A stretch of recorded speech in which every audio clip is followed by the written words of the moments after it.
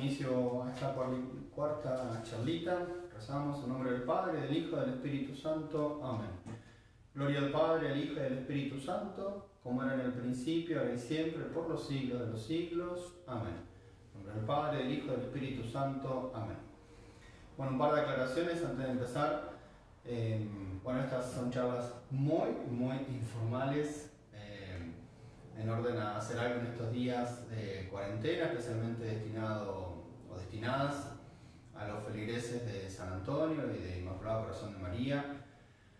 Por eso es que lo hacemos en vivo, por si alguno quiere también participar y hacer alguna pregunta, pueden enviar por escrito las preguntas y, como he dicho las veces anteriores, si sé la respuesta, lo digo, si no, prometo hacer lo posible para averiguarlo. Y bueno, y entonces lo ponemos ahí también en el canal de YouTube y ahí queda, por si alguno pues quiere escuchar o volver a, no sé, a rever algunas cositas. Pero insisto que es algo absolutamente informal, entonces no pretendemos acá nada de nivel académico ni mucho menos. Sí, como lo dije en la primera charla, estoy consciente de que quizás el enfoque que le estamos dando no es el habitual y algunos, o casi todos, no sé, podrían decir, bueno, padre, ¿por qué no va a cosas más concretas, específicas? O ¿por qué, a ver, no hacemos alguna aplicación? En fin. Primero que sí, todo esto que estamos viendo tiene aplicaciones bien prácticas y en la vida de cada uno. Segundo, que me parece igual oportuno para aquellos que estén interesados hacer como una breve presentación de otra manera de las virtudes. Estamos ahora viendo la virtud de la fe y mientras esto siga vamos a continuar con las virtudes teologales. Al menos el que quiera que lo escuche alguna vez y tal vez le venga bien.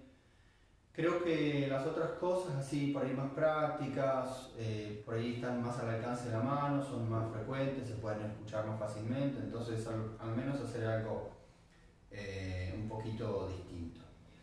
Bueno, hago antes una corrección de un lapsus linguis que tuve la última charla, que cuando estaba terminando, justo cuando estaba hablando de los teólogos y en realidad quién tiene la autoridad para ir diciendo lo que se cree o no. En un momento cité el ejemplo de Pablo VI y cuando nombré su encíclica, no sé por qué, no sé de dónde, sé que ser domingo o ya era la noche, me equivoqué y dije Evangelium Vitae y es la Humane Vitae, digo, extremadamente conocida la encíclica, incluso acá mismo en la parroquia podemos hacer un curso sobre la encíclica, todo, bueno, digo, una aclaración que esas cosas que uno le sale a veces sin darse cuenta y hay que ver. Hoy vamos a ver algo que no es como muy atractivo y simpático, tiene sus dificultades teóricas. Para la próxima charla, Dios mediante, hay cosas un poquito tal vez más sensiblemente interesantes. Acá son dos temas fundamentalmente que los puse acá con esto porque la letra mía por ahí no se entiende, entonces Entonces son dos temas. El primero, la fe en cuanto a virtud, solo esta hojita nada más, la fe en cuanto a virtud, del cual vamos a ver 2 puntos. Y la segunda, el acto interior de la fe. En el acto interior de la fe, que sé que está muy chiquita la letra y puede ser que no se vea de ahí, pero este lo vamos a dividir también en 2 puntos porque tiene muchas subdivisiones, ¿no? Entonces empiezo primero con la fe en cuanto a virtud. Acá solo 2 cosas que vamos a considerar ahora nosotros, siguiendo por supuesto siempre las enseñanzas de Santo Tomás de Aquino, ¿no? La primera es la unidad de la fe y la segunda, el orden que tiene la fe respecto a las demás virtudes, ¿no? Primero la unidad de la fe. Dice San Pablo en la carta a los Efesios, un solo Señor, una sola fe. Una sola fe. Entonces como que el argumento de autoridad, que es la Sagrada Escritura, ya nos da la respuesta a nosotros. Ahora, nosotros, ¿por qué vemos que es una sola fe? Por 2 o 3 cosas. Lo digo muy simple, trato de hacerlo lo más simple posible. A veces con esto por ahí puedo también decir algo un poco inapropiado, capaz de equivocarme en algo, pero el hábito en cuanto tal que se arraiga en mi inteligencia, y voy a repetir varias cosas que ya hemos visto en las charlitas anteriores. Porque la fe es un hábito, como todas las virtudes es un hábito. Así como cuando aprendo a conducir un auto, adquiero un hábito. O el que es prudente, la prudencia es un hábito. O el que tiene la fortaleza, tiene el hábito de la fortaleza. Son hábitos. O sea que son actos que yo ya hago con facilidad y con prontitud. Y Santo Tomás llega a decir que son una segunda naturaleza los hábitos en mí. Ya me salen así, espontáneos. Entonces la fe es un hábito que se arraiga ¿a dónde? En la inteligencia, porque la inteligencia conoce una verdad distinta. Entonces, en cuanto a hábito, es el mismo hábito que se da en todos los seres humanos. La diferencia es una diferencia numérica. Si somos 1 millón de católicos, entonces hay 1 millón de personas que tienen ese hábito. Pero el hábito es el mismo. Es como si tengo la facultad de ver. Todos aquellos seres humanos que no son ciegos tienen la misma facultad. Lo que pasa es que esa facultad se va dividiendo numéricamente de acuerdo a la cantidad de hombres que la poseen, nada más. ¿Qué es lo que se cree? El objeto de lo que se cree también es el mismo. Porque si hay 1 millón o 10 millones o 100.000 millones de personas que tienen la virtud sobrenatural de la fe, todos creen lo mismo. El motivo por el cual se cree también es el mismo. Creemos por la autoridad de Dios, quien ha revelado todo. Aunque no lo pensemos explícitamente, incluso aunque ni lo sepamos. Pero en última instancia creemos por la autoridad de Dios, quien ha revelado. Entonces, en todo se da la misma realidad, el mismo hábito, el mismo objeto, el mismo motivo por el que se cree, que es porque Dios lo ha revelado. Algunos tendrán una fe más explícita, conocen más detalles, otros una fe más limitada, más simple. En algunos está más arraigada y en otros menos. Pero en todos se da esa única fe. Leo un par de textos, en este caso San Irineo, uno de los santos padres, que hablando de esta única fe que tenemos todos en el mundo, en todas partes, dice: la Iglesia en efecto, aunque dispersa por el mundo entero hasta los confines de la tierra, habiendo recibido de los apóstoles y de sus discípulos la fe, guarda esta fe con cuidado, como no habitando más que una sola casa, cree en ella de una manera idéntica. O sea, esté donde esté, el católico, todos creemos idéntico. Como no teniendo más que una sola alma y un solo corazón, como si todos tuviésemos el mismo sentir. La predica, la enseña y la transmite con una voz unánime, como no poseyendo más que una sola boca. Hermosísimo el texto donde muestra esa unidad tan íntima y tan grande que se dan todos aquellos que tienen la fe sobrenatural. Otro texto: el mensaje de la Iglesia es pues verídico y sólido, ya que en ella aparece un solo camino de salvación a través del mundo entero. Es el único camino que se predica en todo el orbe, en todo el planeta. Tercer y último texto: esta fe que hemos recibido de la Iglesia la guardamos con cuidado, porque sin cesar, bajo la acción del Espíritu de Dios, como un contenido de gran valor encerrado en un vaso excelente, rejuvenece y hace rejuvenecer al vaso mismo que la contiene. Bueno, entonces, primer punto, la unidad de la fe. Es una, sí, ya vimos que es una por esto que acabamos de decir. Segundo y último punto de este tema, que es la fe en cuanto a virtud, es el orden que tiene la fe respecto a las demás virtudes.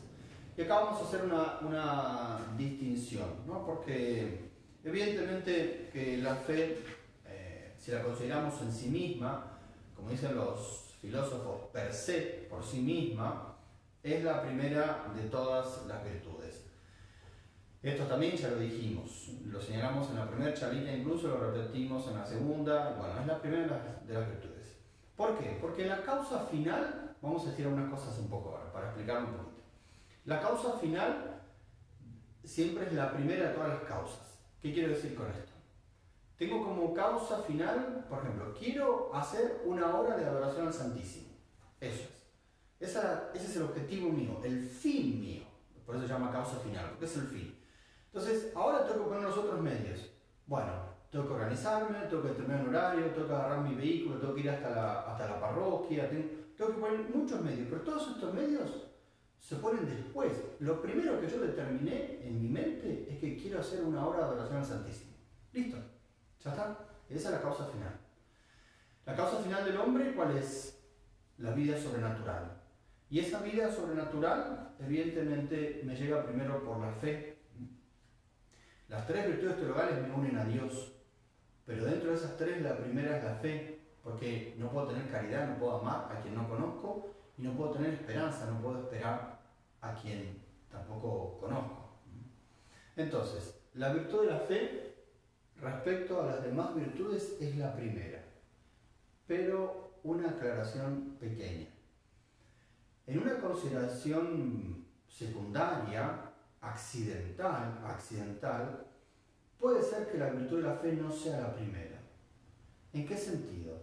En que hay otras virtudes que al inicio, supongamos una persona adulta que no tiene fe, ¿no? Y que de pronto se presenta la posibilidad como de creer. Hay otras virtudes que van abriendo el camino, que van quitando los obstáculos, que van removiendo todo. Solo a modo de ejemplo, la fortaleza que me ayuda a vencer el temor que me puede producir creer en Dios, porque creer en Dios me puede producir temor, porque si llevo una vida de pecado tengo que dejar todo, cambiar mi vida, renunciar a un montón de cosas, entonces puede ser que me dé miedo creer en Dios, pero si soy fuerte entonces me animo a encauzarme en la vida de la fe y aceptar la fe. O la humildad, por ejemplo, que impide que mi soberbia no sea un obstáculo para creer, entonces yo humildemente acepto lo que Dios me está revelando y no lo que yo pienso. Dejo lo que yo pienso a un lado porque soy humilde y acepto lo que... Todas esas virtudes puede ser que estén primero hasta que llegue la fe, como quitando todos los obstáculos para que la fe llegue a mí y empiece a actuar. Pero, eso es algo accidental y San Agustín dice que igual esas virtudes así accidentales, la fortaleza, la humildad, los ejemplos que di, no son auténticas virtudes hasta que no llegue la fe, porque no son virtudes sobrenaturales, son virtudes meramente humanas. Se convierten en auténticas virtudes cuando yo tengo la fe. La fe es en última instancia la que abre el camino de todo el organismo sobrenatural. Bueno, hasta aquí entonces esta primera hojita. La fe en cuanto a virtud, la unidad de la fe y el orden respecto a las demás virtudes. Vamos a la otra que es un poco más divertida, es el acto interior de la fe. Santo Tomás va a tratar esto en dos partes, el acto interior, que es justamente el hecho de creer, y el acto exterior, que es el hecho de confesar nuestra fe. Acá vamos a ver entonces dos partes, la estructura psicológica del acto de la fe y la parte moral, es decir, si la fe es necesaria para la salvación. Dentro de la estructura psicológica, San Tomás trata el acto formalmente, o sea, en mi inteligencia, cómo la fe actúa en mi inteligencia, pero no lo vamos a considerar acá porque es una consideración muy filosófica. Y eso igual yo lo dije al pasar ya varias veces, recién lo mencioné de vuelta, cómo actúa en la inteligencia. También cómo se da en la voluntad, que acá pusimos acto causalmente volitivo, sé que no importa el nombre, ya es rarísimo, pero porque la voluntad es la que mueve a la inteligencia, pero tampoco lo vemos. Vamos al tercero, que es el acto de orden sobrenatural. La fe lo estamos analizando en el hombre, ¿no? Así subjetivamente, psicológicamente. Por ejemplo, tener un sueño es un acto natural. Pensar que necesito comer para alimentarme es un acto natural de mi inteligencia. Pensar que 2 más 2 es 4 es un acto natural de mi inteligencia. Pero este acto de la fe es un acto sobrenatural. Entonces, primer punto, la gracia en la fe. Y acá vamos a seguir el orden que siempre sigue Santo Tomás. Acá en realidad lo cambié yo un poquito, lo tengo un poco desordenado, pero Santo Tomás siempre sigue estos tres elementos. ¿Qué ha revelado Dios? ¿Qué nos enseña la Iglesia, el Magisterio? ¿Y qué es lo que nos dice la inteligencia a nosotros? Acá empezamos por lo que enseña la Iglesia, que al menos cito acá el Concilio de Trento. El Concilio de Trento, tengan presente, siglo XVI, uno de los concilios más importantes de la Iglesia Católica, se hace fundamentalmente para contrarrestar esa reforma protestante, y ahí se siguen muchas enseñanzas de Tomás, especialmente todo lo referente a los sacramentos. El Concilio de Trento dice: los que se disponen a la justificación, es decir, los que se disponen a creer, son excitados y ayudados por la divina gracia. ¿No? Dijimos acá, la gracia en la fe. Son ayudados por la divina gracia, para que recibiendo la fe por la predicación, se muevan libremente hacia Dios y crean. Pero la que actúa es la gracia. Después alguien va a venir un misionero y le va a hablar de Jesucristo, le va a predicar, pero tiene que estar la gracia. Eso dice el Concilio de Trento. Sagrada Escritura, Jesucristo dijo: sin mí nada podéis hacer. Si dijo sin nada podéis hacer, tampoco podemos creer, porque la fe es un acto impresionante. Entonces, si no puedo hacer nada sin Jesucristo, no puedo hacer las cosas más importantes, que es, por ejemplo, creer. Otro texto más importante, también del Evangelio de San Juan, capítulo 6: nadie puede venir a mí si el Padre no lo atrae. Es Dios quien me da la gracia para que yo empiece a creer. San Pablo a los Efesios, capítulo 2: de gracia habéis sido salvados por la fe. Ahí está. Por la gracia habéis sido salvados por la fe. Por la gracia se te dio la fe. Y esto no os viene de vosotros, ya que es don de Dios. O sea, el que tiene fe, que no diga: yo soy un genio porque tengo fe. No, es un regalo de Dios. Vamos a lo que llama la razón teológica, o sea, lo que los teólogos pueden deducir a partir de lo que Dios ha revelado. Dios ha revelado en la Biblia, la Iglesia ha enseñado algo, los teólogos tienen que, a ver, ¿cómo se explica esto que dice la Biblia? ¿Cómo se explica? Y Santo Tomás acá lo divide, yo lo presento acá muy simple, en lo que es el asentimiento intelectual, o sea, que la inteligencia entiende, recibe esa verdad, hay un asentimiento, entonces, bueno, listo, ya está, llegó a mi inteligencia, hizo clic, está ahí. Por ejemplo, Dios unitrino. El asentimiento intelectual y la acción de la voluntad, el movimiento de la voluntad, esas dos cosas vamos a ver acá. Recuerden, estamos hablando que psicológicamente, el análisis psicológico del acto de la fe es un acto sobrenatural, por lo tanto actúa la gracia, y a ver cómo se da la inteligencia y cómo se da la voluntad. Respecto al asentimiento intelectual,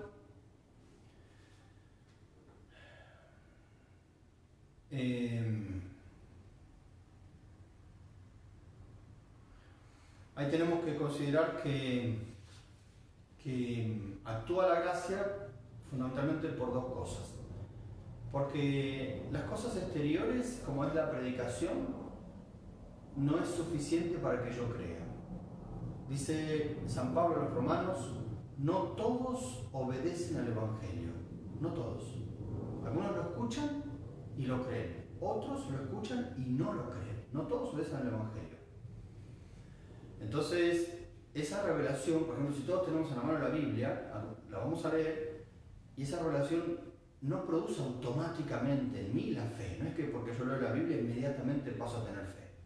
Alguno leerá la Biblia y no va a tener fe, y otro la leerá y sí va a empezar a creer.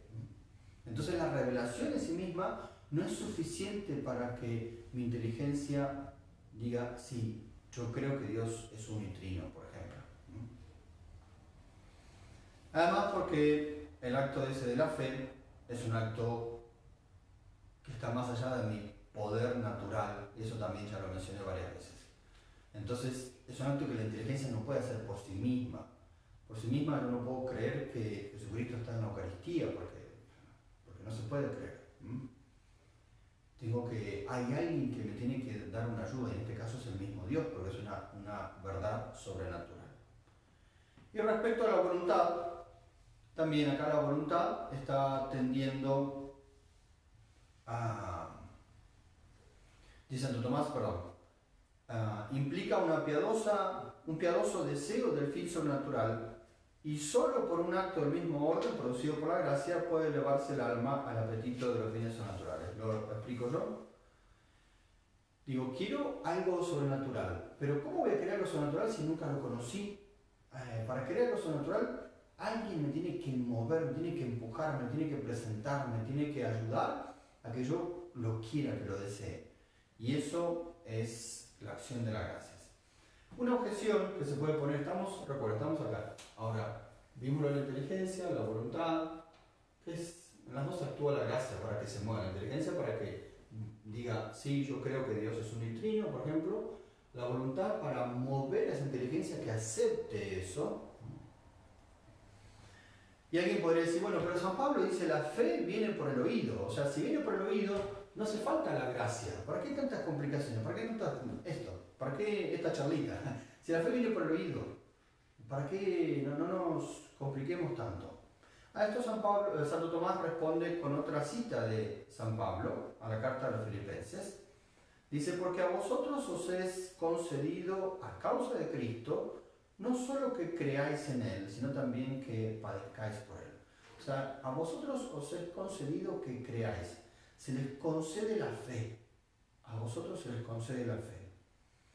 Entonces, termino estas dos cosas, que por ahí un poco engorroso, estoy consciente, resumiéndolo, repitiendo y dando un ejemplo. Muy simple, muy simple. Una cosa es la inclinación del corazón a creer en algo sobrenatural, que es la acción de la voluntad, ¿no? La inclinación del corazón a creer en algo superior que está por sobre encima de este mundo, que me puede ayudar. Esto no viene por el oído, sino que es un don de la gracia. Es lo que dice San Pablo acá. Se nos da, se nos regala, se nos mueve, se mueve mi voluntad a que quiera buscar, a que busque algo sobrenatural, a que desee ese corazón cree en algo sobrenatural. Y lo otro es decir, bueno, quiero creer en algo sobrenatural, primero. Segundo, ¿en qué creo? ¿En qué consiste eso? Alguien me tiene que enseñar. Eso, el contenido de eso sobrenatural, por ejemplo, el credo, eso sí viene por el oído. Alguien me lo tiene que enseñar. Voy a la catequesis, entonces mandamos a los niños a la catequesis y se les enseña en qué deben creer. Pero primero tiene que estar la disposición del corazón que quiere creer. Esa disposición del corazón que quiere creer es una acción de la gracia. El segundo, el contenido de lo que yo creo, eso es lo que viene por el oído, lo que dice San Pablo. La fe viene por el oído. Termino entonces con el ejemplo que está en los Hechos de los Apóstoles del pagano Cornelio, que lo manda a llamar a San Pedro. Y San Pedro entonces va a la casa, les predica a todos ellos y dice que los bautizó a todos, a él y toda su familia. Pero Cornelio tenía ya ese deseo de querer creer, lo que pasa es que no sabía en qué creer, no sabía. Alguien le tenía que predicar, esa verdad le tenía que entrar por el oído. Pero estaba primero la inquietud, ese amor por algo sobrenatural. Si no está eso, por más que a mí me predique el mejor predicador del mundo, no voy a creer. Y por más que lea la Biblia, no voy a creer. Y por más que lo escuche a Jesucristo predicando, no voy a creer. Tiene que estar eso en el corazón que nos lo mueve la gracia santificante. Bueno, después, es un acto sobrenatural, dijimos, actúa la gracia, y aclaramos un puntito nada más, que hay un proceso previo al acto de creer. Y ese proceso previo, como preparatorio, como pedagógico, como que va armando todo para que se dé la fe en el alma, es la acción que producen esos motivos de credibilidad, lo que llamamos motivos de credibilidad, como por ejemplo los milagros, o la misma existencia de la iglesia, o tener certeza histórica de que Dios se ha revelado. Son cosas subsidiarias que nos ayudan a creer. No son la causa de nuestra fe. No, recuerden que nosotros creemos en la verdad que Dios ha revelado porque Dios lo ha revelado y la iglesia así nos lo ha enseñado. Estos motivos no son la causa, pero nos ayudan. Y entre estos motivos, por ejemplo, ver un milagro y tener la fe católica, hay una diferencia infinita, pero están en la misma línea, Por eso que Jesús mismo, en el Evangelio, como hemos escuchado estos días, dice, ¿no crees que yo estoy en el Padre y el Padre en mí? al menos creedlo por las obras que hago. O sea, al menos crean por los milagros. No es que por los milagros ellos sí tienen que creer, pero al menos crean por los milagros. Porque los milagros ayudan, no son la causa suficiente, no. Pero sí preparan el alma para que puedan creer. Tal es así, el ejemplo de los milagros es una, hay otras cosas, ¿no? Pero estas pequeñas cosas que están ahí, como dije, la certeza del hecho histórico de Dios, de que Dios habló, o la autoridad, por ejemplo, de la iglesia, etc. Tal es así que Cristo dice que si yo no presto atención a todo eso, cometo un pecado. Se lo dijo así a los fariseos. Si yo no hubiera hecho entre ellos obras que ningún otro hizo, no tendrían pecado. Pero ahora que no solo han visto, sino que me aborrecieron a mí y a mi Padre, entonces sí, entonces tienen pecado. Vieron los milagros, vieron la belleza de mi doctrina, todo, y no creyeron. Entonces digo, la acción fundamental está en la gracia, lo demuestra la Sagrada Escritura, la Iglesia, el Magisterio. Vimos cómo la gracia actúa en la inteligencia, cómo mueve la voluntad para desear algo sobrenatural. Y después, al último, vimos los motivos de credibilidad, que son los que van como preparando un poquito todo para que la gracia dé el toque final, ¿no? Entonces, todas esas cosas que nos ayudan. Que es lo que de hecho ha pasado muchas veces en la historia, ¿no? Tantos conversos que a veces, por ejemplo, no sé, por escuchar una buena homilía ya creyeron. Y la homilía no es la causa de la fe. La causa de la fe es Dios. Hay otros que con solo ver la belleza de la liturgia, por ejemplo, han ido a una misa por primera vez en su vida, vieron toda la belleza de la misa y eso los movió después a creer. Por supuesto que esa misa no fue el motivo por el cual ellos tienen fe sobrenatural, fue Dios. Pero eso sirvió como causa instrumental, como preparatorio para que la persona crea. Bueno, después pasamos a la segunda y última parte, pues ya estamos casi listos, un tiempo, que es si es necesario para salvarnos tener fe. Eso. Hay que tener fe, entiendo fe sobrenatural, ¿no? Para que podamos salvarnos. También usamos lo mismo que dice la Sagrada Escritura, que dice la Iglesia y que dice la razón teológica, que dice la inteligencia, ¿no? Respecto a eso. La Sagrada Escritura evidentemente habla de una necesidad de medio para salvarnos. O sea, la fe cumple una necesidad de medio. ¿Qué significa una necesidad de medio? Que Dios nos podría haber salvado de cualquier manera. Pero dado que la providencia de Dios determinó salvarnos de esta manera en concreto, la fe tenemos que tenerla. Carta a los Hebreos, capítulo 11, versículo 6. Sin la fe es imposible agradar a Dios. Punto. Sin la fe es imposible agradar a Dios. Entonces ahí está, listo. Muy claro, el texto es palabra de Dios. ¿Qué dice entonces la Sagrada Escritura? Eso. ¿Qué dice el Magisterio? Dice muchísimas cosas el Magisterio, por supuesto. Solo pongo acá un texto del Concilio de Trento, otra vez, cuando habla del bautismo, que por el bautismo, ¿no?, nos viene la vida de la gracia, que lo llaman el sacramento de la fe. Y dice, sin la fe es imposible alcanzar la justificación, o sea, salvarse. Y repite otra vez el texto de la Carta a los Hebreos. Sin la fe es imposible salvarse, alcanzar la justificación. Vamos a la explicación entonces, a la razón teológica, a la explicación intelectual que se pueda dar de esto. La criatura humana no alcanza la perfección en este mundo, sino en el orden sobrenatural. No hemos sido creados para este mundo, hemos sido creados para el otro mundo. Entonces, la perfección nunca la vamos a alcanzar aquí. Entonces, la perfección la vamos a alcanzar en el conocimiento y en la unión con Dios. Ahora bien, ¿cómo vamos a alcanzar esa perfección, ese fin, si nadie nos lo enseña? Necesitamos que alguien nos enseñe ese fin, al cual estamos destinados. Y por eso es que Dios actúa, dice San Tomás, como doctor. Dios actúa como doctor. Está muy linda esa expresión. Porque Dios nos enseña ese fin, nos enseña, por eso Jesucristo dijo, yo soy el camino. Él nos enseña esa verdad última, nos enseña quién es Él, se autorrevela, se da a conocer.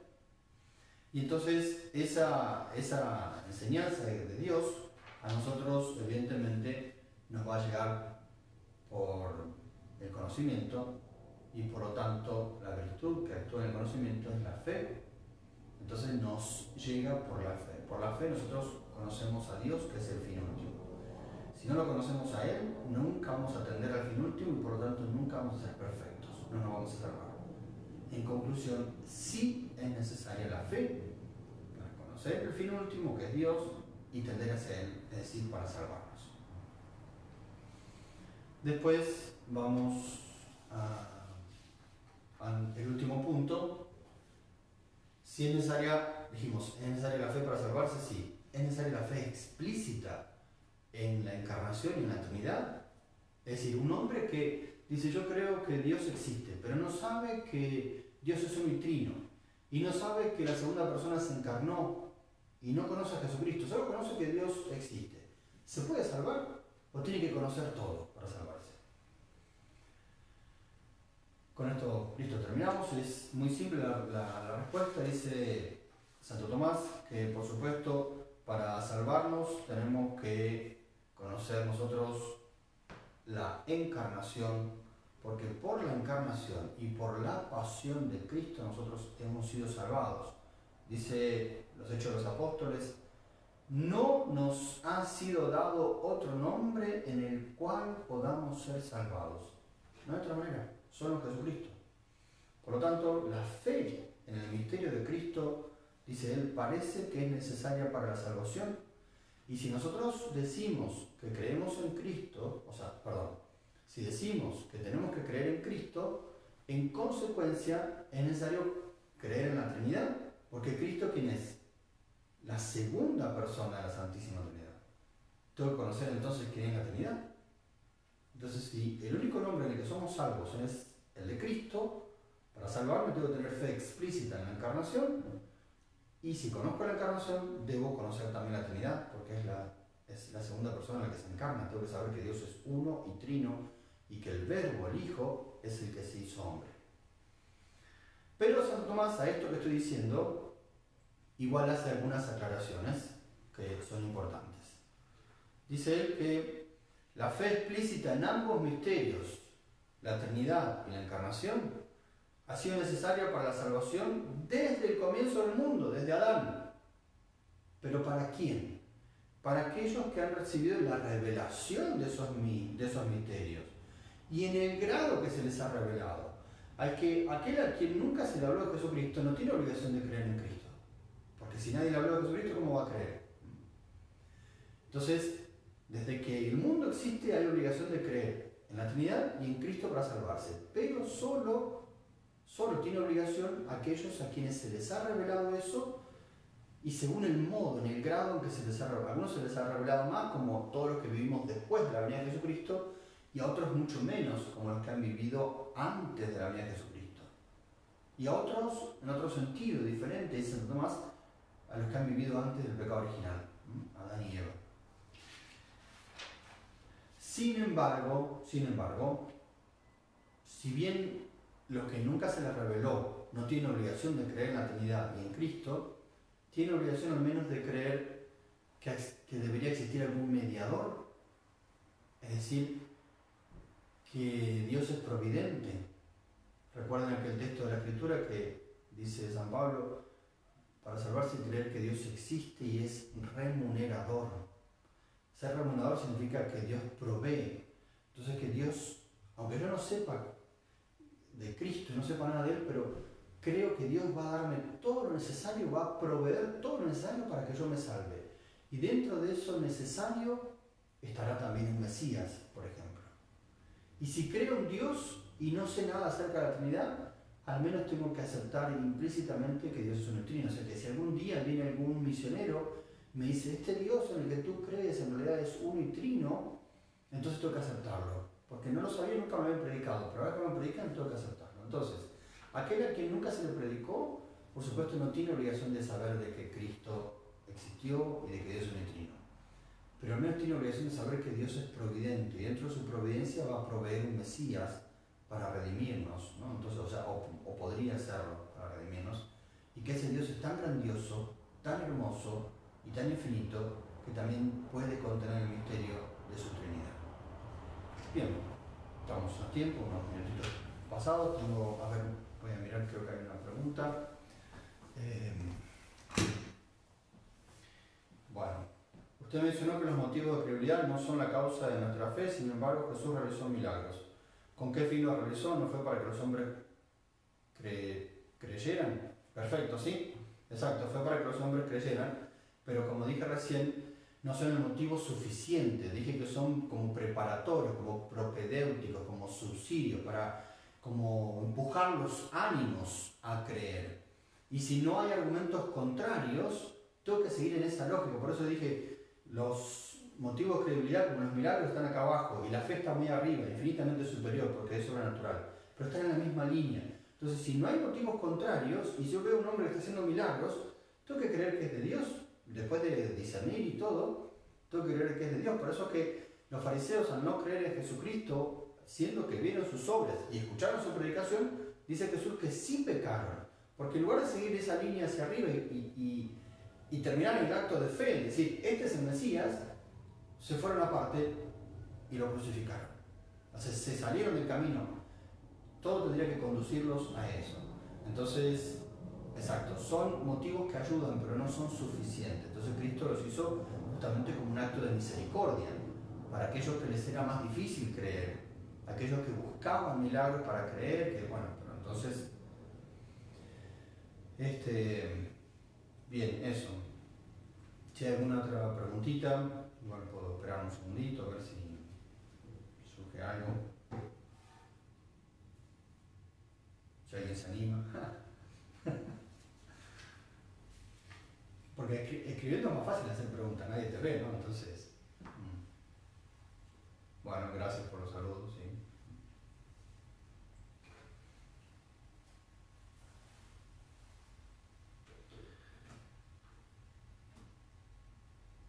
Bueno, si tienen preguntas igual las pueden poner por escrito más tarde y la próxima charlita lo puedo responder si es que puedo. Bueno, rezamos para terminar. En nombre del Padre, el Hijo y el Espíritu Santo. Amén. Te damos gracias, Señor, por todos los beneficios recibidos de tus manos generosas y providentes. Por Jesucristo nuestro Señor. Amén. En nombre del Padre, del Hijo y del Espíritu Santo.